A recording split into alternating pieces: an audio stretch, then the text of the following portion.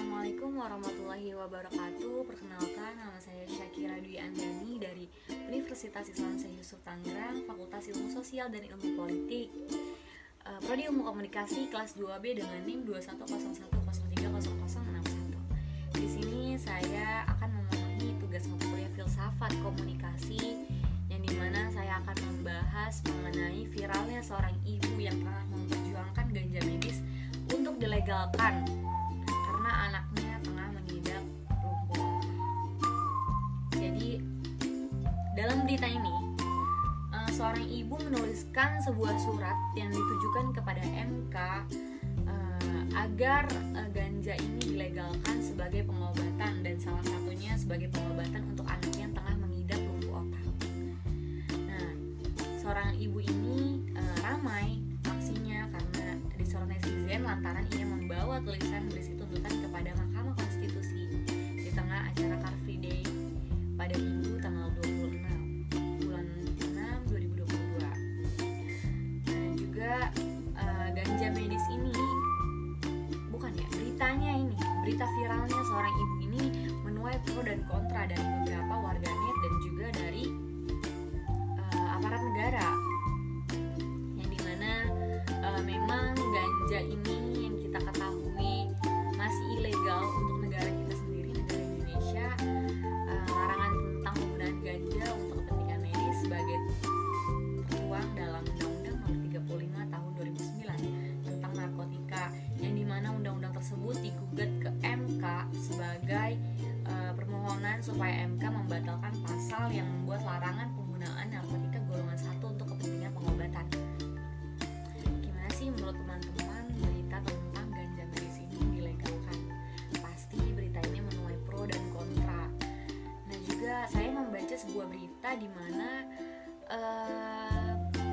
itu berita yang udah cukup lumayan lama mengenai ganja juga. Seorang sepasang suami istri yang istrinya ini sedang mengidap penyakit, kemudian suaminya ini menanam ganja di rumahnya namun tetap ketahuan, dan kemudian suaminya ini dibawa ke BNN untuk diperiksa lebih lanjut.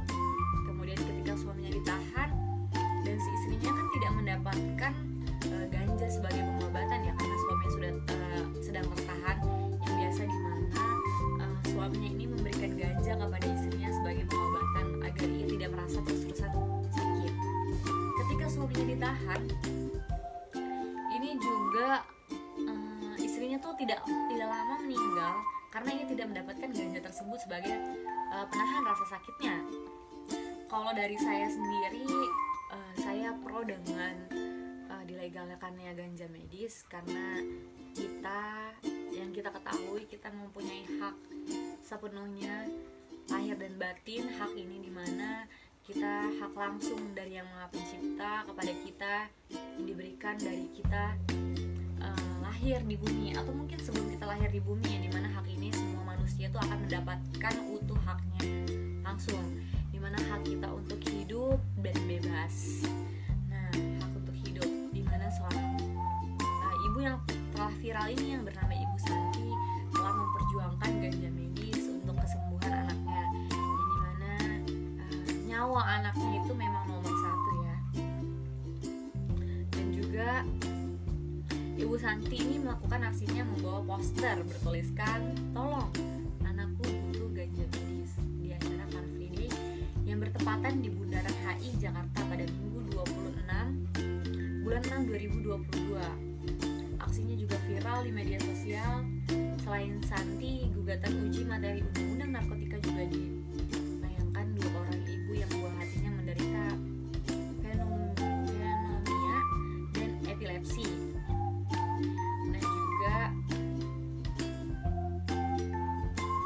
Dan juga ganja medis ini menggantung hingga sekarang merujuk pada lampiran Undang-Undang Nomor 35 Tahun 2009. Ada 65 jenis narkotika golongan 1. Beberapa di antaranya tanaman ganja, tanaman koka, opium, kokaina, heroina, dan lainnya. Melalui uji materi undang-undang narkotika di MK, para penggugat ingin mahkamah melegalkan penggunaan narkotika golongan 1 untuk kepentingan medis agar buah hati mereka bisa mendapatkan pengobatan.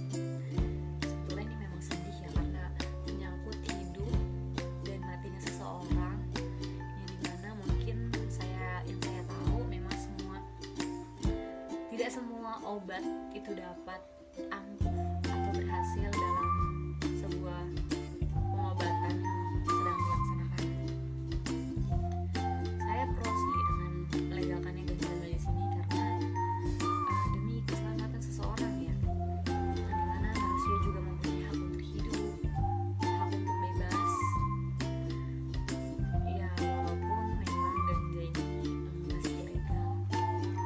Nah, juga saya telah membaca berita dalam salah satu persidangan perkara undang-undang narkotika yang dilegalkan di MK pada Agustus 2021. Staf pengajar di Imperial College London Drug Science, David Clark, mengatakan penggunaan ganja untuk medis atau kanabis medis aman bagi pasien dengan penyakit tertentu. Ini menginformasikan kita salah satu hal yang paling penting, yakni bahwa kanabis medis itu adalah aman.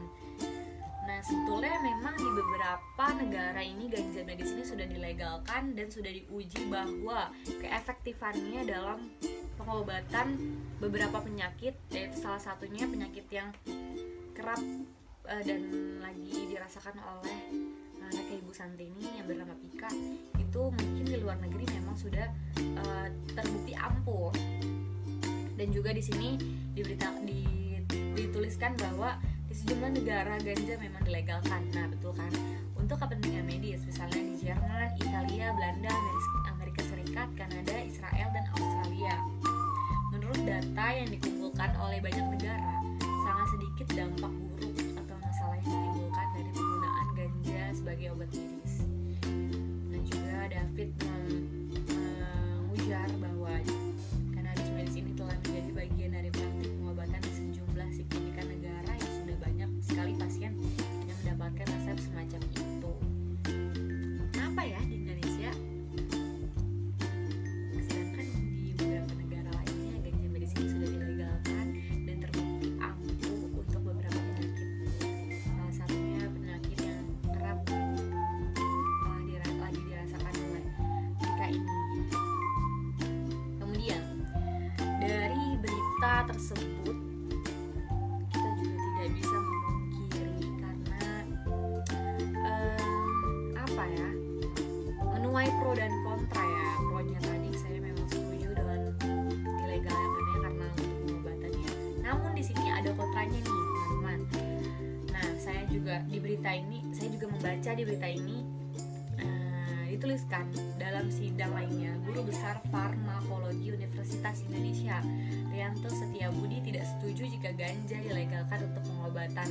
Menurutnya sikap konservatif lebih baik karena manfaat yang ditawarkan belum seimbang dengan resiko yang mungkin timbul karena penggunaan ganja sebagai obat. Dalam persidangan ini, Rianto mewakili pihak pemerintah terkait uji materi undang-undang narkotika. Menurut saya, ini pertimbangan resiko dan manfaat. Saat ini kita melihat bahwa indikasi-indikasi yang diklaim dapat diobati dengan kanabis atau ganja. Untuk itu tersedia banyak pilihan obat lainnya yang telah dibukti aman dan efektif sehingga mendapatkan izin edar. Gimana ya? Sebenarnya mungkin dari Indonesia sendiri masih takut ya melegalkan ganja medis karena mungkin takut beberapa faktor, atau diantaranya tidak efisien dalam pengobatan. Yang sebenarnya setuju juga sih dengan kontranya karena masih ada obat yang lainnya yang dapat digunakan selain ganja. Namun kan tidak ada salahnya ya kita untuk menguji. Ya, dalam kondisi seperti ini kita tidak bisa melihat urgensi memang ya dalam hal legalisasi ganja untuk medis. Lebih baik kita melihat lebih konservatif karena obat ini berpotensi untuk menimbulkan masalah, terutama berdampaknya ke masyarakat. Mungkin yang saya khawatirkan ya, obat ini tuh gagal dalam memberikan potensi untuk penyembuhan di beberapa penyakit ya. Karena ini juga masih menjadi tahap pengujian bagi MK untuk ditindak lebih lanjut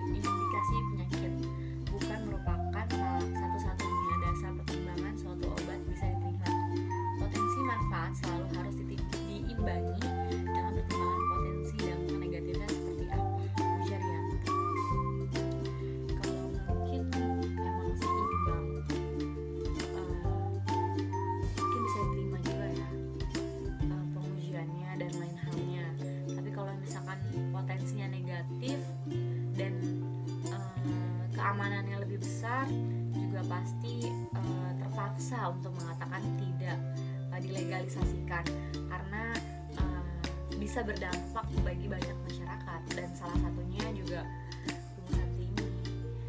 Mungkin kalau misalkan memang potensinya buruk, tidak akan dilegalkan,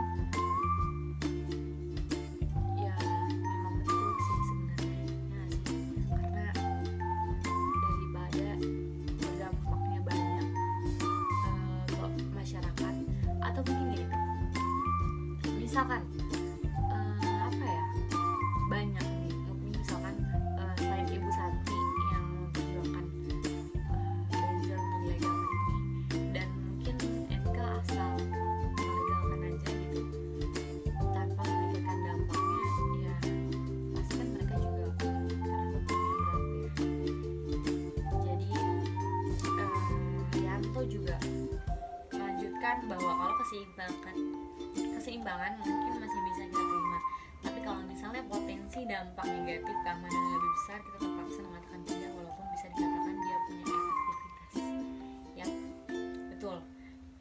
Jangan asal sembarangan tahu efektivitasnya tapi nggak tahu dampaknya itu apa, karena yang kita pikirkan sekarang itu dampak ke depannya.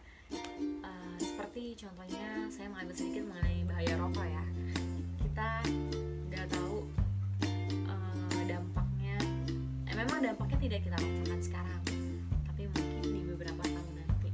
Sama seperti ganja medis ini, mungkin dia punya efektivitas tapi kita nggak tahu dampaknya itu kapan akan datangnya.